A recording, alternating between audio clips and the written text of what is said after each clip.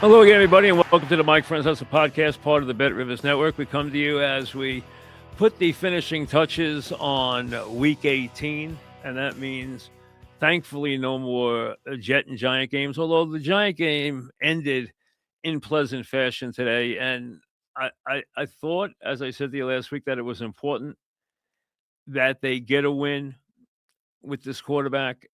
I think beating the Cowboys is a positive because they haven't in so long. I think winning at home, I just think all the things as they move forward and hopefully land a good coach and start to rebuild behind these young players and this talented young quarterback. And they do have that. I want to turn my attention now to the Jets because I just finished watching. Not much of that game. I particularly couldn't watch it. You shouldn't have to watch that. It's not football. Um, I watched the Lions and the Bears, which actually, turned out to be a pretty interesting game at the end. Even though these games, as I've told you many times, when you're talking about seeding, if you're talking about getting into the playoffs, these teams play all out. If you're talking about seeding, do not pay attention. They don't wind up winning a lot of times. They don't play people. They don't wind up winning a lot of the times. So it doesn't play into it as much as you think it might. Not like it automatically does if you're trying to get into the postseason. As a matter of fact, I thought the Saints and the Falcons, they played hard, playing for two other teams, but played hard and played and tried very hard right to the bitter end. Let me get to this though, because if I'm a Jet fan, which thankfully I'm not, but if I'm a Jet fan, I am so incensed by what this organization year after year tries to sell me. And the attitude that Glenn has taken to try and sell you this stuff, even today, he tried to tell you, don't look at what you watched this year. Don't look at how awful and how embarrassing and how pathetic we were. Believe me when I tell you that I got the answers. Why? Why would anybody for 1 second think he has the answers? I wouldn't. Why? Because he played in this league? Why? Because he was on staffs with guys who were quality coaches? Doesn't make him a head coach. And the question I would have right now, if I'm a Jet fan who has lived through this garbage year after year, going on decade upon decade, I want to know who's making the decisions that's going to make a difference. Do I want Woody making the decisions? What are you, crazy? Now, Woody's not a dumb rich guy. How can I testify that to you? Well, I tell you this way. Woody bought the team for $630 million, if I remember exactly. $631 million, I think, if it was, to be exact. It's now worth $7 billion. That's a hell of a buy. He's made a lot of money for his family. He's made generational wealth for his family and for the next. Not that the Johnson and Johnsons didn't have generational wealth to begin with, they did. Okay, but now they have more. But what he hasn't shown you is that he understands or has ever been able to put his finger on what it takes to put a winning organization together in the sport of football. Woody doesn't have a clue.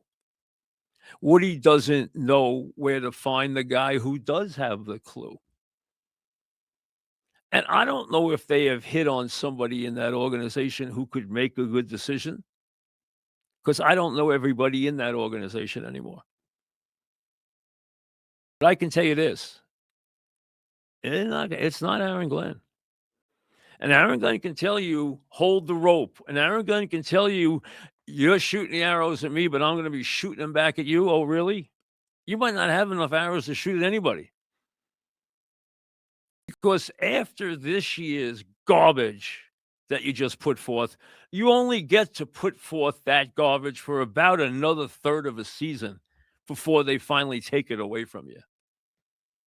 So you can sell it because you have history as a player and you have some credibility as a player and you have some reputations that you think you can fall back on. Hey, we've done this. No, you haven't. Show me where you've won championships.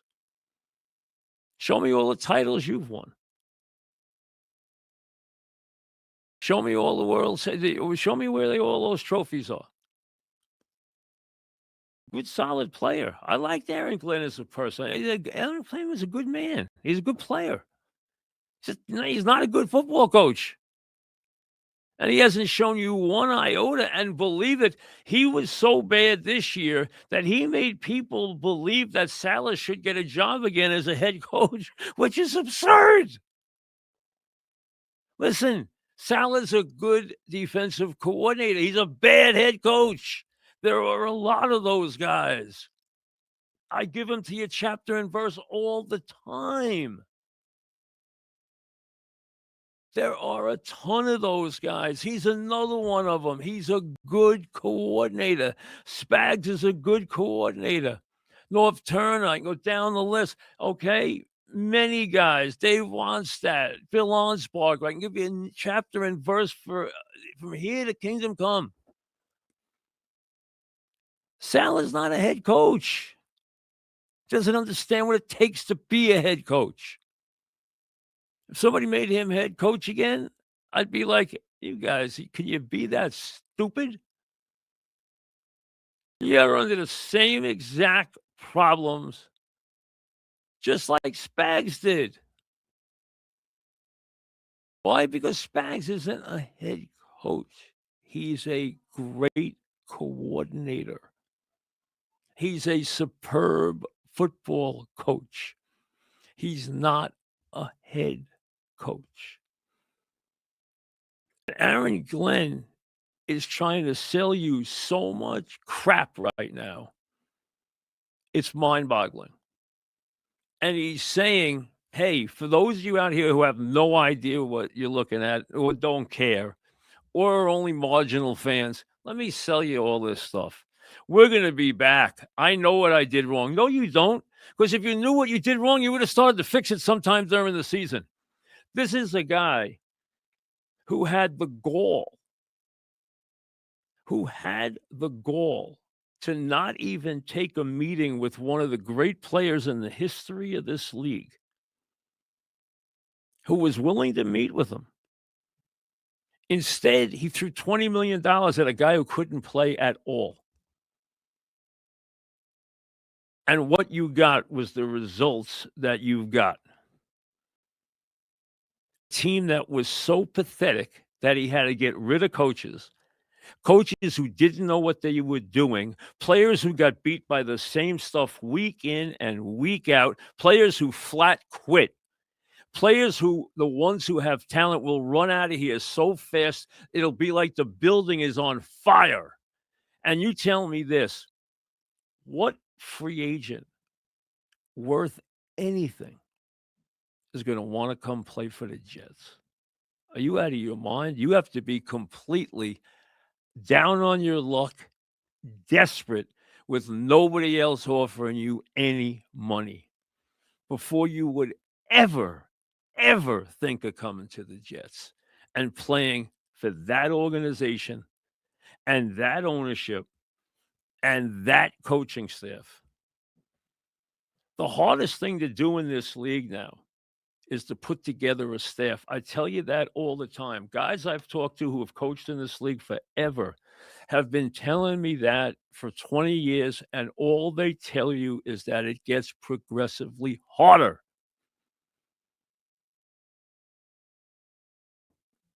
There aren't enough good coaches to go around. And as I was taught many years ago, you can't coach the coaches. First of all, even if you're good enough to coach the coaches, and some coaches aren't because they don't know what they're doing to begin with. But if you're good enough, if you're bright enough, if you are talented enough as a coach to be able to coach the coaches, the last thing you want to do is coach the coaches because there's not enough time in a day. Your job as a coach is to take that player, make him believe in you, and give him a plan that he knows he can win with, that he believes in your ability to game plan, your ability to teach what needs to be taught, to where I know that if I do what you tell me to do, I'm going to go out there and be successful as a player. I got to give you a plan that can win, and I got to get you to play hard. That's my job as a coach. And if you can't do that, you can't win as a coach. And the coaches who do that are the guys who win. Why do you think the same guys win time after time? Why do you think that is the case? Because they know what they're doing. They go from one place to the other, and they know what they're looking at. They don't hit on every player. They make personnel mistakes. Everybody does. Nobody's perfect. Every coach makes mistakes about young coaches, makes mistakes about young players, because he can't look into everybody's soul and see what's there. And he's going to be wrong about some guys. And that'll take you to rule number 2 that I was taught a long time ago. Life's too short to coach blanks. You can fill in the blank. If this player is not going to want to win, if this player is not going to give you everything he's got, if he's not going to buy into the team concept, you don't want him. I know a coach who the first thing he always asked any player he was looking at is, can I coach this guy? Meaning, you know what I'm going to demand of him. You know what I'm going to expect from him, what I'm going to put him through, what I'm going to try to extract from him. Will he stand up to that? If he won't, tell me now. Dumb players lose. Dumb players make dumb plays, and dumb plays cost you games. And dumb coaches don't even know what dumb players look like. And right now, the Jets got a whole bunch of dumb coaches. They don't even have a clue. And what Glenn's selling you, hey, if you're buying, I got a bridge to sell you. Because I've seen guys more talented than Glenn come down this pike and try to fake it. And right now, he's trying to tell you, hey, I know the product we just put forth was dreadful. I know it was just god awful. But let me tell you, I know how to fix it. No, he doesn't. If he knew how to fix it, he would have started fixing it already. If he knew how to fix it, he wouldn't have put it on the players, and he wouldn't have had the quarterback situation that he had this year, and he wouldn't have been changing coaches in season. He didn't know how to fix it. He's a guy who got a job because he was a Jet, and he had a relationship with the owner, and the owner doesn't know how to hire coaches. He's proved that long ago. If the owner knew how to hire coaches, he would have hired a good one a long time ago. He had a great one in his office, and one stayed down one end and one stayed down the other end, and they couldn't get together. They were both too stubborn and too set in their ways to get together. If they had gotten together then, they'd probably still be together now, or they would have been hanging banners long ago. Woody had his chance. And I don't blame it all on Woody. The head coach needed to meet him, and he wouldn't meet him. Since then, he's hired a whole bunch of bad coaches and a couple of ones that had some ability. And Genie should have been the coach here for a long time. But, man, Genie's own arrogance, by his own admission, helped get him fired. And anybody who thinks that Mangini couldn't coach doesn't know what the hell they're talking about. Mangini could coach. Mangini knew what he was doing. Problem was, he wasn't very tractable, and he had to remember that the owner owns the team. And he kind of forgot that along the way. And it cost him dearly. And it's cost him in his career, unfortunately, because he should have been an extremely successful coach for a very long time. He had that ability. Do I have one iota of faith that Aaron Glenn has a clue what he's doing? Absolutely not. Absolutely not. He can try to sell you this crap all he wants. You know what? You're going to be down this road again next year. And listen, they're going to draft some guys who are going to have promise. They might even draft somebody good, but they'll screw it up. If they don't make a miraculous change in their coaching personnel, they will completely screw it up no matter who they bring in. And listen, they have plenty of draft picks and plenty of money. The money is not going to help them because who in their right mind is going to want to play here? Now, the guys who get drafted here have no choice. But that doesn't mean they can't screw them up too, because we see plenty of young quarterbacks screwed up their first go-around. Bad coaching will kill plenty of them. So he's telling you, hey, I'm asking you to hold the rope. I'm asking you to believe. What I'm asking you to do is have no evidence, no faith, have no evidence and nothing to go on that we know what we're doing. But I'm telling you that we do. So believe that we're going to get this fixed. Good luck believing that. They've tried to sell you that in the past. Now for the Giants, and the Jets will get the number 2 pick. The Raiders wound up losing that game, I believe, to the Chiefs in the last seconds. So the Raiders will get the first pick, which is fine.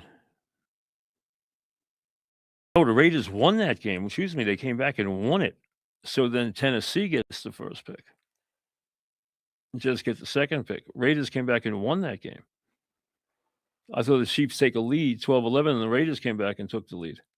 Raiders can't even get to the 1 pick. Whatever. They'll have a new coach tomorrow. See, Pete Carroll was a mess this year. He hired his sons he shouldn't have. He hired Chip Kelly he shouldn't have.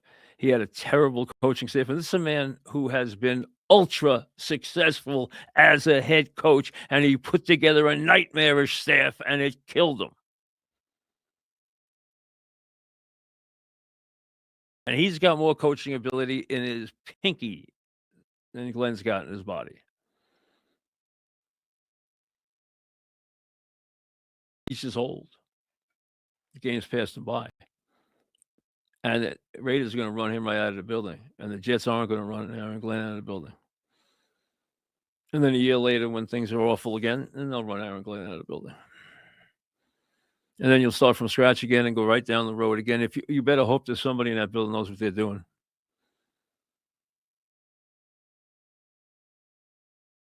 Everyone seems to think that the guy picking the players does. I don't know him from a hole in the wall, so I can't tell you that he does or he doesn't. But they better hope somebody in that building does. Because I can tell you this, the owner sure doesn't. Just look at the record. Just look at the record.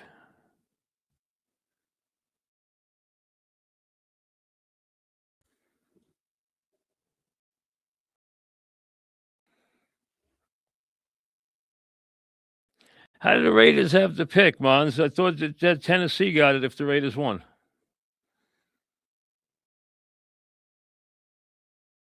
Did the Raiders win or lose the game? They lost the game. They won the game, right?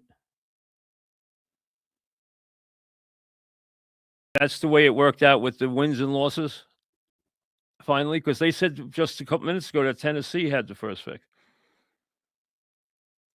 So have we confirmed the Raiders have the first pick? Let me misconfirm that because he's saying now the Raiders have the first pick because it could have changed. It could have win percentages could have changed in the final second. So that's is possible. Let me see what it's saying. Because when I was coming down, they were saying that the Tennessee was going to have the first pick if the Raiders won. So let me see what happened here with this. All right, let's see what it says here.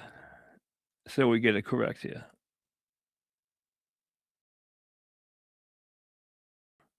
Las Vegas holds the number one pick for the first time since 2007. The Raiders are officially on the clock. All right, we'll go with that. I guess it changed in the final seconds because when the Raiders took the lead, they said Tennessee was edging towards having the first pick. And now they're saying again that the Raiders have the first pick. Okay, so if the Raiders did it they finished with the same record. So if that's the case, good for the Raiders. Okay, so I'd like to see the Raiders get the first pick anyway. You know that I would rather see them get it. So you have Raiders at 3-14, Tennessee at 3-14. I don't have the final record against the one that played the better record would finish second. The one that would play the worst record and finish with the 3-14 would have the best record. The Jets, of course, also finished 3-14. So I don't know what the criterion was. We'll let them sort that out. But according to this right here, the Raiders have the number one pick. So that's I gather official. So right now, the Raiders have the first pick. Okay. So I don't think tonight's game. The Raiders, what was that, Mouse? The Raiders got it when the Giants, but they earlier they said that could change again based on what was going on with certain winning percentages during the day. That Tennessee could slide back in, so I guess they couldn't. So Raiders have we've confirmed they have the first pick, right? Okay, so Raiders have the first pick. Okay, that's good. Raiders, Jets, Cardinals, Tennessee. Okay. So that's the way. Raiders, Jets, and then the Giants are fifth, right? The Giants 5? Okay. Okay, so Giants 5. Okay. Raiders, Jets, Cardinals, Tennessee, Giants is the official right now. So that's the official one. All based on all these win percentages against and everything else. And they changed right to the last minute as teams kept winning and losing in the final minutes. So now we have one game left to play. So the Raiders have the first pick and the Jets have the second pick. And the Jets should be able to get themselves the Jets are not going to get the first pick in the draft. The Raiders are going to pick a quarterback. We know that. We'll see whether it's Mendoza or not. And then the Jets, though, should be able to get themselves a quarterback with the second pick. I would think there's a very good chance that will be the case. And we'll see from there. But the Jets have so much work to do in terms of building, not just building an organization as far as personnel, building an organization that understands how to win from within, how to teach, put together a coaching staff, draft the right people, know how to recruit the right people, know how to bring in the right free agent. I mean, there's so many things that have to be done right that are done wrong. They're light years away. They are such a complete embarrassment, and they are so far behind everybody else. And you could make a case this is as bad as it's been for the Jets. This is co-type bad. That's how bad it was. And I saw in the last couple of days people saying, well, Saleh is showing you that he's not that bad. Saleh's not a head coach. If Glenn's inability has reflected well on Saleh, That's just because that's how bad Glenn is. Do not fall into that trap by any stretch of the imagination. That would be a nightmare. Now, as far as the Giants, I thought the Giants would find a way to win today. They did. They sat out more people than I thought they would, but they did find a way. The Cowboys made a lot of mistakes, a lot of stupid penalties, a lot of turnovers. It was a good win for the Giants from a standpoint of what it means to the dart going forward, what it means towards some of the young players like Tracy going forward, what it means in terms of them moving in the right direction. Now, I have said this before. We are getting ready in just moments for a very interesting game on the level with the great quarterbacks, on the level with the legendary coaches, a game that will decide the last playoff spot between two teams that have been bitter rivals for so very long, between the Ravens and the Steelers. I don't believe Tomlin's going anywhere no matter what. I've said that all along. If they let John Harbaugh loose, I would hope the Giants would show the good judgment and the quickness to jump as on him as quickly as the Kansas City Chiefs jumped on Andy Reid and hire him as their head coach. If they don't, they are making a colossal mistake. The idea that a John Harbaugh, it would be available. I don't know what's going on between him and his Hall of Fame quarterback. I don't know. There might be trouble there. They might have fallen into disfavor. He might have fallen into disfavor with ownership. Who knows? That happens over a period of years. He's been there almost 2 decades. It's a long time. He might need to change the scenery, but he is in his mid-60s. He is a superb coach with a defined background. He is one of the rare guys whose background is special teams who becomes a top head coach. There are very few in history. He is one of those. Jump on John Harbaugh. Jump on him and make him the head coach of the Giants. It would be the best decision they made in a very, very long time.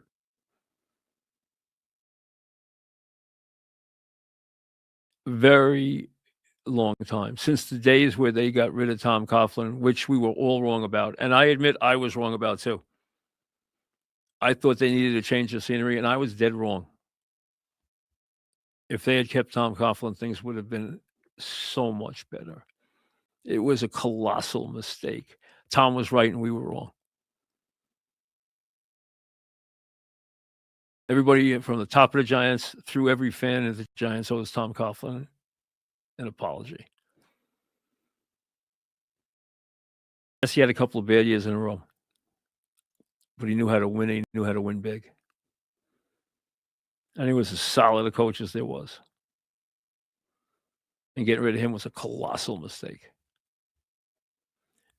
And signing John Harbaugh would be a huge, huge positive. So I want to go watch this game. So do you. We'll be with you tomorrow. It's Black Monday. There's going to be a lot of action tomorrow. I'm sure there'll be some surprises. We'll have plenty to talk about tomorrow. So enjoy the football game tonight. We'll see you tomorrow.